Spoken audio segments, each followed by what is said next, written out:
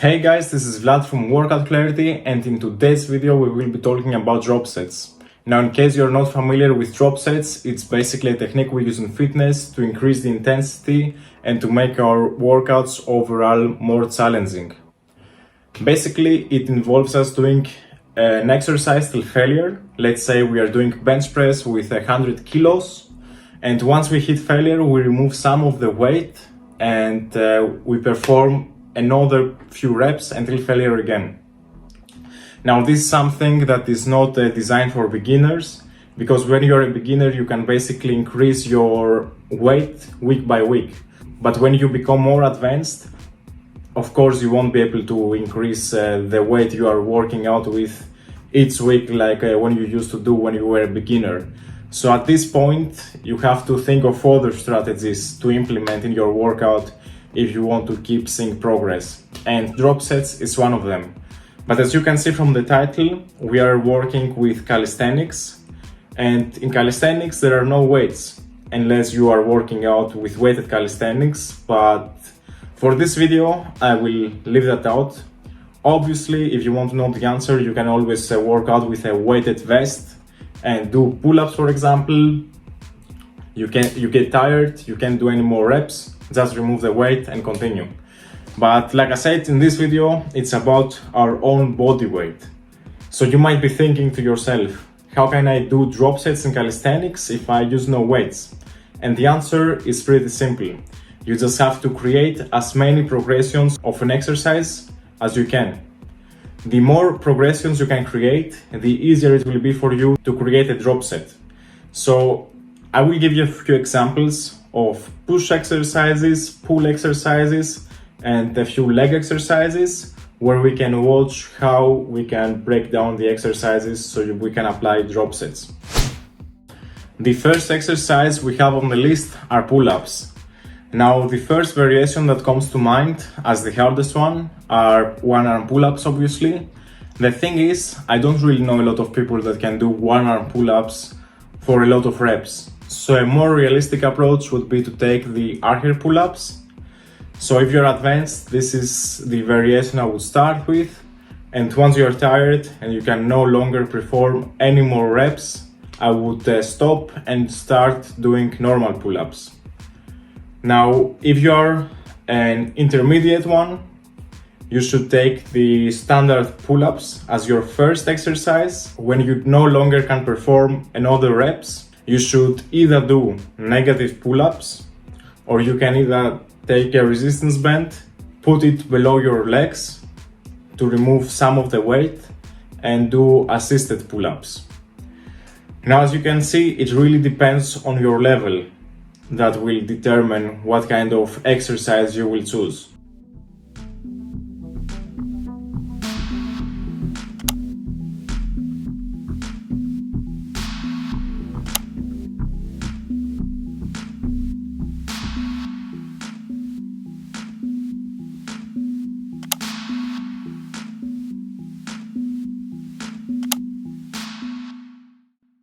Now, it might be that you are a super extreme athlete and you can do like 10 reps of one-arm pull-ups. In that case, that would be your first exercise, and your second one would be archer pull-ups. Moving on to exercise number 2 on our list, handstand push-ups. Handstand push-ups will be the hardest one we have in our list for our shoulders. The second progression of handstand push-ups would be pike push-ups elevated. The third progression would be pike push-ups with the legs on the floor. And the fourth progression would be push-aways, also known as push backwards. I just made up this name, but you get the idea. What? Bro, what are you talking about, man?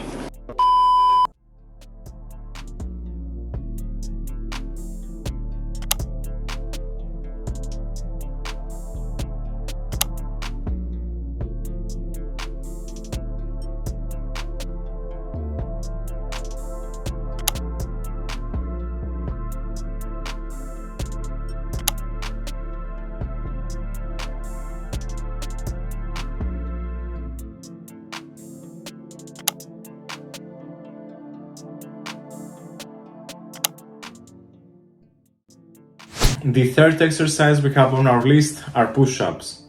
The hardest variation would be planche push-ups. The second hardest would be planche push-ups with our knees bent, which is more realistic for most of us. The next one would be one arm push-ups. The next one, and now these are more for the intermediate ones, would be decline push-ups. The next one would be normal push-ups. And moving on to the more beginner ones, we would have incline push-ups. And the last one would be knee push-ups.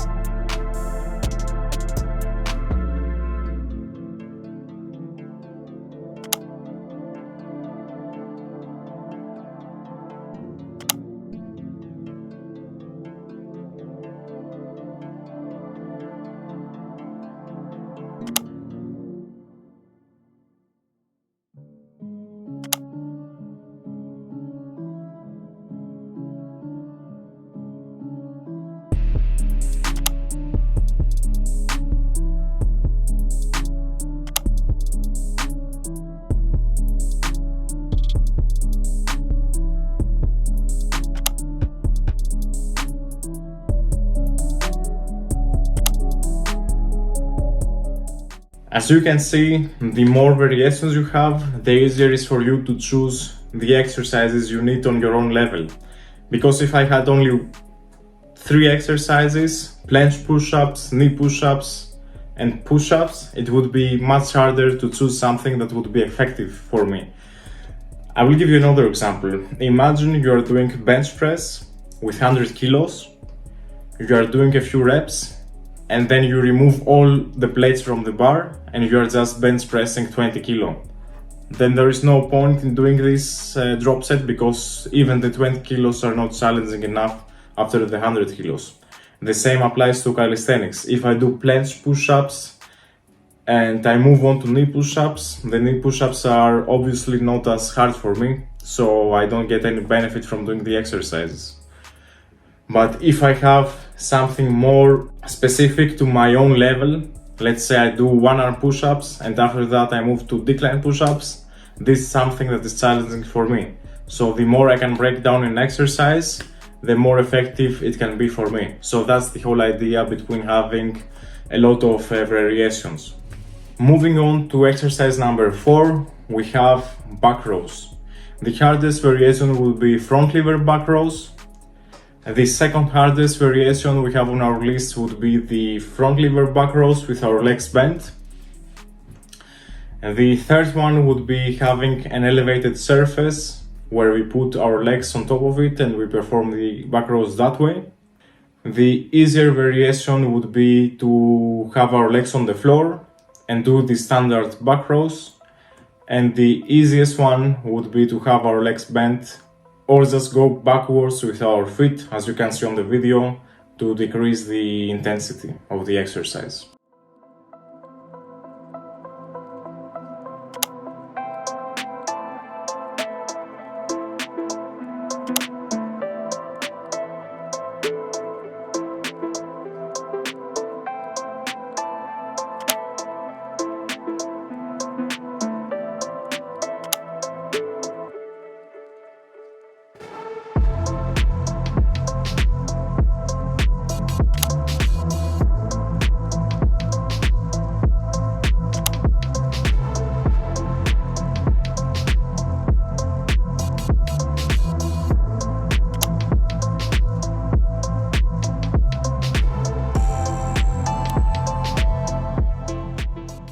The last example will be a lower body exercise. Now I will be totally honest with you guys. I truly believe that if you want to build your lower body, you should train with weights, because there is only so much stuff you can do with your own body weight.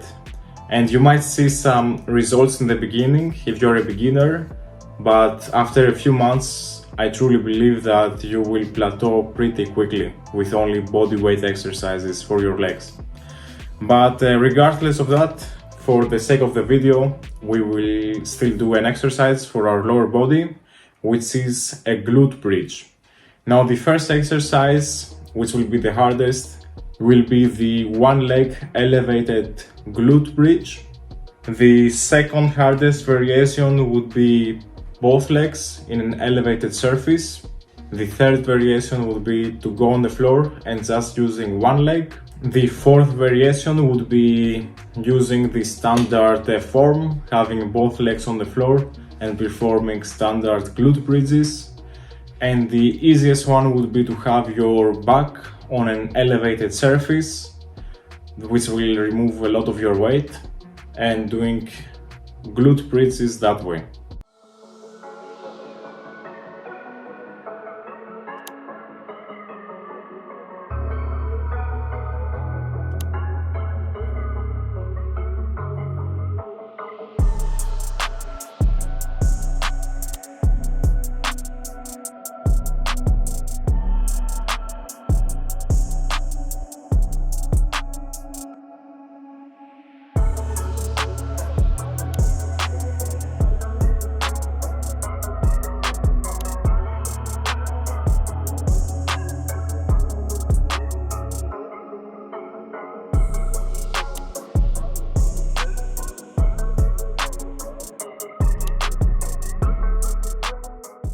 These are a few exercises I want to provide you with, just so you can get an understanding of what it is like to break down an exercise into progressions.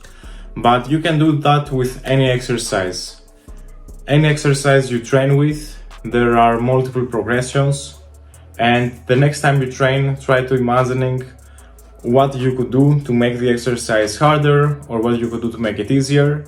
And if you want to implement drop sets on your workouts, just think to yourself, what's my level?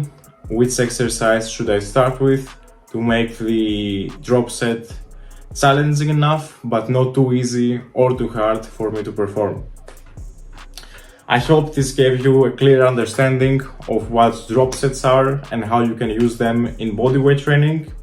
If you enjoyed this video, make sure to leave a thumbs up and subscribe for more videos like that. I will see you in the next video.